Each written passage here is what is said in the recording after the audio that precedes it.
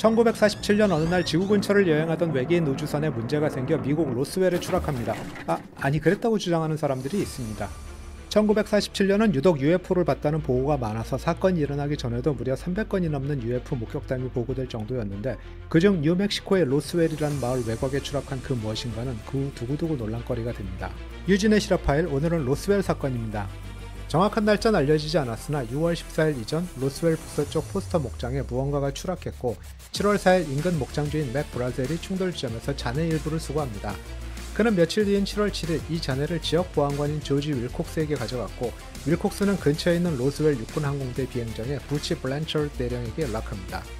이 비행장은 원자폭탄을 탑재한 폭격기를 운영하는 곳이었는데, 블랜처드 대령은 그의 상관인 라저 레미 장군에게 이 사실을 알리고 7월 8일 아침 그 부대의 정보장교인 제시 마르셀 소령을 시켜 충돌 장소에 가서 확인하고 잔해를 수거해올 것을 명령하게 됩니다. 그리고 마르셀 소령은 퍼블릭 인포메이션 오피서, 즉 공보 담당 장교인 월터 하우트 중위를 시켜 이 사실을 플라잉 소설, 즉 비행 잡지를 확보했다고 발표하게 합니다. 그리고 처음 발견자인 맥 브라젤은 본인이 외계 우주선 추락 현장을 발견했다고 떠들고 다니기 시작합니다.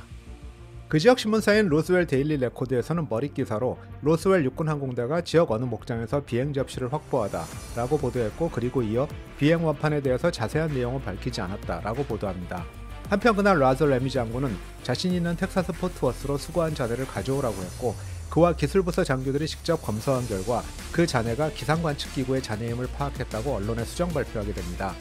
다음 날인 7월 9일 로스웰 데일리 레코드에서는 다시 다음과 같은 기사가 헤드라인을 장식하는데, 비행 접시를 발견한 목장주는 이제 지쳐있으며 본인이 잘못 얘기한 것을 후회하고 있다. 그리고 목장주인 브라젤이 외계인 우주선의 잔해라고 발견한 것은 알고 보니 겨우 고무줄, 은박지, 방수종이 그리고 막대기뿐이었다고 보도되었고, 이는 단순한 해프닝으로 끝나는 듯했고 곧 잊혀지게 됩니다. 그러나 이 사건은 1978년 UFO를 연구하던 사람 중 하나인 스탠턴 프레드먼에 의해서 다시 수면 위로 떠오르는데, 이제는 은퇴했지만 그의 잔해를 수거했던 제시 마르셀을 인터뷰하는 자리에서 마르셀은 아직도 자신이 수거한 잔해가 기상관측기구가 아님을 믿고 있다고 말하게 됩니다. 내가 본 것은 종이장처럼 얇은 금속판인데 구부리거나 흠집을 낼 수도 없었고 오한마로 쳐도 도로 튕겨나오더라고요. 한 번도 본 적이 없는 재질이었어요. 이건 확실히 지구에 있는 물건이 아니었어요. 프리드먼은 더 많은 민간인과 전 군인들에 대한 인터뷰를 한 끝에 이 사건과 관련해 1947년 거대한 은폐 조작이 있었음을 결론짓고, 충돌 지점이나 발견한 물체들, 우주선과 심지어는 외계인 사체에 대한 의문을 제기합니다. 이 사건을 보는 입장은 크게 두 가지였는데요. 첫째는 군에서 발표한 대로 그것이 실제로 기상관측기구가 맞고 수집된 파편 등 드러난 증거와도 일치한다는 것입니다. 게다가 1994년 미 공군은 당시에 은폐된 사실이 있었다고 인정하는 보고서를 발표합니다. 그 내용은 외계인을 감춘 게 아니라 특급 비밀 작전이 있었는데, 포스터 목장에서 발견된 것은 일종의 기상관측기구가 맞기는 하지만 일반적인 것은 아니고 콜롬비아 대학의 마우리스 어윙 박사에 의해 고안된 모굴 프로젝트라고 하는 비밀 실험이었다고 합니다. 이는 마치 수중음파 탐지기처럼 공중에서 대기 중의 음파를 탐지해서 적국의 핵실험을 탐지하기 위한 기구였다는 것이죠. 모굴 프로젝트는 미국과 태평양의 여러 장소에서 시험되었는데, 뉴멕시코의 로스웰이 그중 하나였다는 것입니다.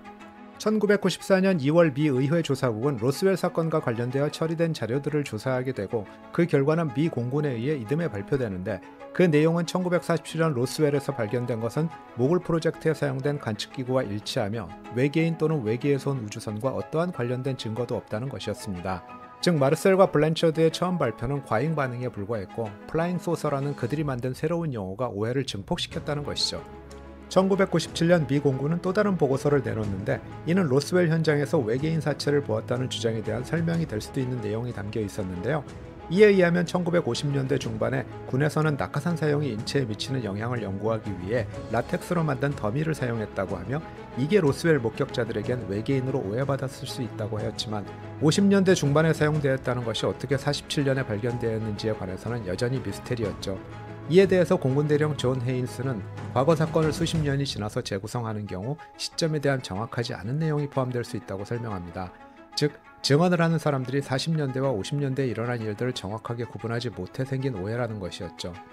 또 다른 문제는 당시 증언한 사람들에 의하면 해당 사체는 키가 120cm 정도에 불과했다는 것인데요. 일반적으로 사용되는 더미가 180cm 정도인 것에 비해 지나치게 작은 것이죠. 이 보고서에 제기되는 또 다른 의혹은 로스웰 사건이 일어난 1947년 1월에서 10월 사이에 모든 자료가 소각되었고, 더욱 이를 지시한 사람이나 실제로 자료를 없앤 사람들에 대해서는 아무런 기록이 없다는 것입니다. 그래서 두 번째 이론이 등장하는데요. 그것은 정부가 외계인의 정체를 숨기고 있다는 것입니다. 이 이론은 대부분 로스웰 사건을 목격했다고 주장하는 사람들의 인터뷰에 기반해서 만들어진 것인데요. 민간인부터 고위급 군인까지 그 숫자는 무려 600여 명에 달한다고 합니다. 사람들마다 주장이 조금씩 다르지만 여기서는 그들의 주장을 담은 책 위트니스 투 로스웰에 담긴 내용을 위주로 말씀드립니다.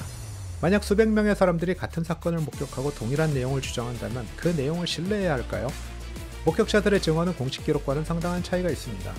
가장 먼저 발견한 맥 브라젤에 의하면 그가 지역 보안관인 조지 윌콕스에게 가져간 잔해는 앞서 말한 대로 일반적인 물질과는 완전히 다른 물질이었을 뿐 아니라 그가 지역 라디오 방송국인 KGFL의 프랭크 조이스에게 한 말에 의하면 충돌 지점은 UFO로 보이는 것과 외계인의 사체가 있었다고 했고, 방송국 동료인 저드 로버트에 의하면 이렇게 증언한 내용이 녹음은 되었으나 FCC 즉 미국 연방통신위원회와 상원 의원인 데니스 차베스의 전화를 받고 방송에 내보내지 않았다고 합니다.